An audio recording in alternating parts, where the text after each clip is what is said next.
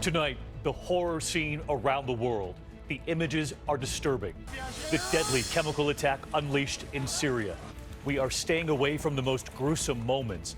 Families, children among the victims, gasping for air to survive. And the moment another explosion hits. Our team making contact with a doctor on the ground. Also breaking tonight, President Trump and his claim that President Obama wiretapped Trump Tower before the election. Now the new question tonight involving President Obama's National Security Advisor, Susan Rice. Did she ask for names? Did she unmask them? Members of the Trump team caught up in surveillance by the U.S. What she's saying tonight. The ABC News investigation, former Trump campaign advisor Carter Page. Were Russian spies actively trying to recruit him to work for them? Brian Ross finds him today. Did you give them documents? Did you receive documents from them? And two separate manhunts tonight. The officer killed showing up to work. And in Atlanta, the female lawyer targeted and killed during rush hour. New reporting tonight. This is ABC World News Tonight with David Muir. Good evening, and it's great to have you with us here on a Tuesday night. And we're going to begin tonight with the images that have stunned the world. It is hard to imagine that after 6 years of war in Syria, that there could be something even worse than what many have already seen. Tonight, our team has taken great care to pore through the images first, but we warn you, they are still difficult to see. A chemical attack, so many families and children among the victims. These are some of the young ones who survived being sprayed off, hosed down after warplanes dropped what appeared to be a toxic gas. The White House is responding tonight, and ABC's Jonathan Karl leading us off. Tonight, outrage over these scenes of horror and suffering in Syria. An apparent war crime, a suspected sarin gas attack by the government, killing dozens and sickening many more. Young children among the victims. Rescue workers desperately work to wash the chemical from the victims. Children clinging to life, struggling to breathe. The gas attacks are continuing every day, and no one is doing anything to stop this gas attack. This attack following 2 chlorine gas attacks over the past week. While this local activist reported from one of those hospitals, it was hit with another airstrike. The White House called the attack reprehensible and said it cannot be ignored by the civilized world. But the statement also took aim at President Obama.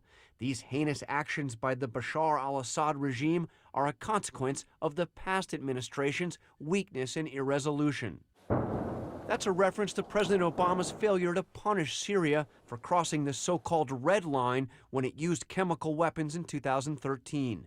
President Obama, in fact, boasted that he had worked out an agreement with Russia and Syria to get rid of Assad's chemical weapons. Because Assad gave up his chemical weapons. And that's not speculation on our part. Tragically, that was not true. At least some of the weapons remained.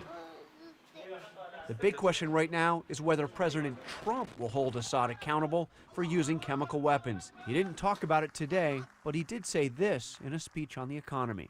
I'm not, and I don't want to be, the president of the world. I'm the president of the United States. And from now on, it's going to be America first. Secretary of State Rex Tillerson ignored questions on the attack. Mr. Secretary, any comments on the chemical attack in Syria? But just last week, Tillerson signaled a significant change in longtime U.S. policy that Bashar al-Assad must go. I think the status and the longer term status of President Assad will be decided by the Syrian people. Tonight, these Syrian people aren't determining the status of Assad. They are trying to survive his brutality. And John Karl with us live tonight from the White House. John, Secretary Tillerson, as you just reported, did not take questions today on this. But in a statement late today, it did appear he took a much stronger line on Assad than he did just last week. A much harsher line, David. This was a written statement where he condemned Assad, referring to his, quote, brutal, unabashed barbarism and fundamental disregard for human decency. He also said that Assad must be held accountable, and he called out 2 of his allies, Russia and Iran, saying that they bear great moral responsibility for these attacks. But left still unclear, David, is what the Trump administration will do about it and whether they now want Assad to go. All right, John Carl leading us off tonight. John, thank you. We do turn to the other major headline involving the White House tonight after President Trump's claim that President Obama wiretapped Trump Tower. President Obama's national security advisor, Susan Rice, now answering questions tonight. Did she ask that members of Trump's team be identified, unmasked, as they call it, after being swept up in surveillance for foreign threats? ABC senior White House correspondent Cecilia Vega with what she said. It was exactly 1 month ago that President Trump accused President Obama of wiretapping him in Trump Tower. And tonight, the president's conservative allies say Obama's former national security advisor, Susan Rice, revealed the identities of Trump associates swept up in surveillance. From Rice today, a firm denial. This is not anything political has been alleged. The allegation is that somehow Obama administration officials utilized intelligence for political purposes. That's absolutely false. Sources tell ABC News that as the intelligence community investigated Russia's election meddling, in some cases, Trump campaign and transition officials were picked up in surveillance, Rice requesting their identities. Today, Rice said she did indeed ask to know names, a request known as unmasking, done in cases where U.S. security is at risk. American identities that would otherwise be anonymous are revealed to those with security clearance like Rice. In order to understand the importance of the report and assess its significance, it was necessary to find out or request the information as to who that U.S. official was. Rice wouldn't say whether any of those names were Trump associates, and she vehemently denied that she leaked any names. I leaked nothing to nobody, and never have and never would. And says the unmasking was a key part of her job. We can't be passive consumers of this information and do our jobs effectively to protect the American people. Imagine if we saw something of grave significance that involved Russia or China or anybody else interfering in our political process, and we needed to understand the significance of that. For us not to try to understand it would be dereliction of duty. Republicans not buying it. Senator Rand Paul tweeting, "Smoking gun found," saying, "So now we know that someone in the Obama administration was eavesdropping and specifically searching a data bank looking for the Trump people." Where did you That's get that? a big deal. Rice maintains there was nothing illegal, no smoking gun, and no wiretapping of Trump Tower. There was no such collection surveillance on Trump Tower or Trump individuals. And it's very important to understand, by that I mean directed by the White House or targeted at Trump individuals. So let's get to Cecilia Vega live at the White House as well tonight. And Cecilia, some Republicans this evening are calling for Rice to testify now. Where does the White House stand on this? Well, the White House was asked directly about this today, David. They're not weighing in on this one just yet. In fact, they do, though, call these reports about unmasking and Rice troubling. But you said it, those calls growing louder by Republicans. They just sent a letter to the Senate and House Intelligence Committees demanding that Rice be called on to testify, David. Cecilia Vega with us again tonight. Thank you, Cecilia. We turn now to an ABC News investigation, and it involves former Trump campaign advisor Carter Page. And this question: did Russian spies try to recruit him to work for them? Tonight, the evidence here and how he answers when ABC's investigative correspondent Brian Ross tracked him down today. 2 years before this New York businessman, Carter Page, became a foreign policy advisor to candidate Donald Trump, Russian spies tried to recruit him as an intelligence source. FBI documents show they offered Page, identified as male number 1, favors and business opportunities in Russia in exchange for information. He flies to Moscow more often than I do, one Russian spy told another about Page. It's obvious that he wants to earn lots of money. You promise a favor for a favor. The spies, posing as Russian trade officials, said Page provided them with documents on the U.S. economy. Today, Page told ABC News that any documents he passed to the Russians were of little consequence. Any information I would give is again, immaterial and all public information. Do you feel like you're working for them as an intelligence source? That's what Of course not. That's what they call you. It's ridiculous. So. What's ridiculous about it? Everything. It's just making something out of nothing. So good to see you. Russia's interest in Page continued during the campaign. Last July, the little-known businessman was invited to deliver a prestigious speech at a Moscow university where he denounced the Obama administration. But Page has said allegations he served as a go-between for the Kremlin and the Trump campaign or met with senior Russian officials are false. Completely made up and Never happened. absolutely never happened, yeah. But since that interview, Page has acknowledged he did meet with the Russian ambassador at the Republican convention in Cleveland. White House aides say Page was never a major player in their campaign, and as for the Russian spies that sought to recruit him, they fled the country and are now back in Moscow.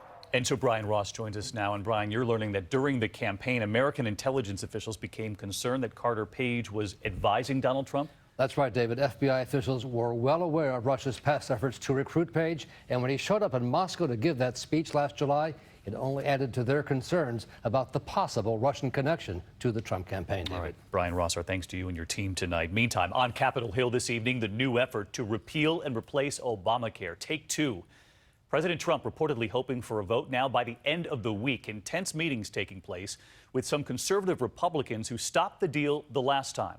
But could one key piece of Obamacare, pre-existing conditions and covering them no matter what, be going away in this new replacement? ABC's Mary Bruce on Capitol Hill.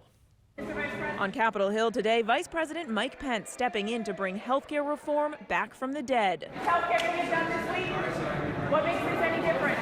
The White House is now trying to strike a deal with the Freedom Caucus, those ultra-conservative members who killed the first bill. President Trump attacking them ever since. But now, eager for a win, the White House seems to be putting on the table something the president vowed not to touch. When you replace it, are you going to make sure that people with preconditions are still covered? Yes, because it happens to be one of the strongest assets. Today, the White House is considering effectively doing away with that provision. People with pre-existing conditions could see their health care costs skyrocket. Also on the chopping block, the requirement that insurance companies cover essential benefits like wellness visits, mental health treatment, maternity care, and even ambulances. Now individual states could opt out. So what do you think, health care reform, is it back on? Yes, it is. Republicans know the clock is ticking. With members about to head home for 2 weeks, they could be facing more of this. If you yell one more time like that, I'm going to ask you. Still tonight, no agreement. So it's premature to say where we are, what we're on, because we're at that conceptual stage right now.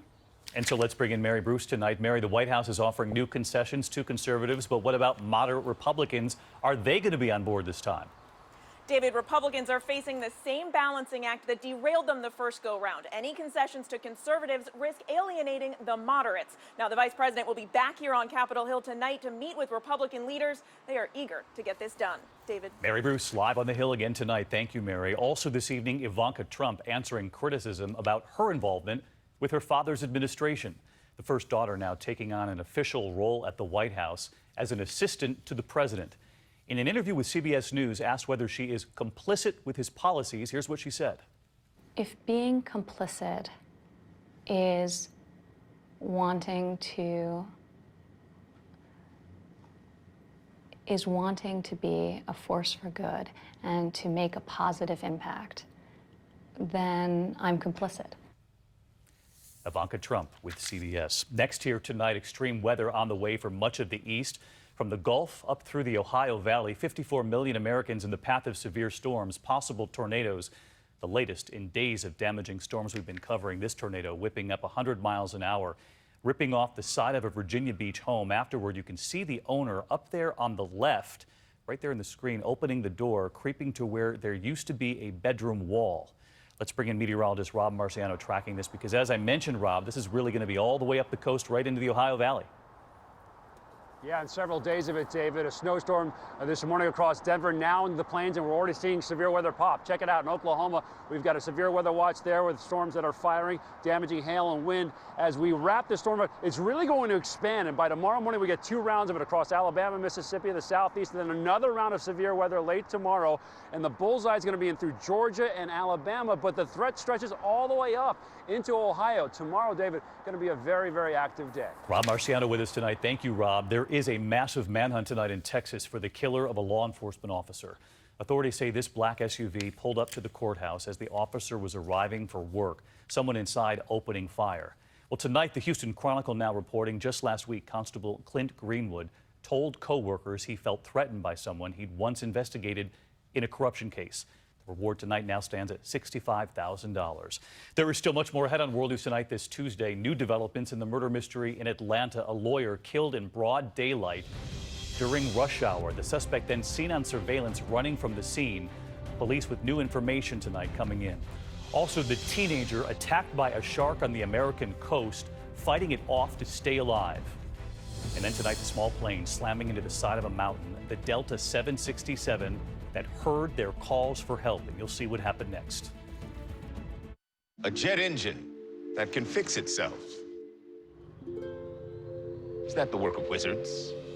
Yes, technical wizards, who, with the visionary engineers at GE, developed Predix, giving plane engines the ability to self-diagnose problems and alert those who can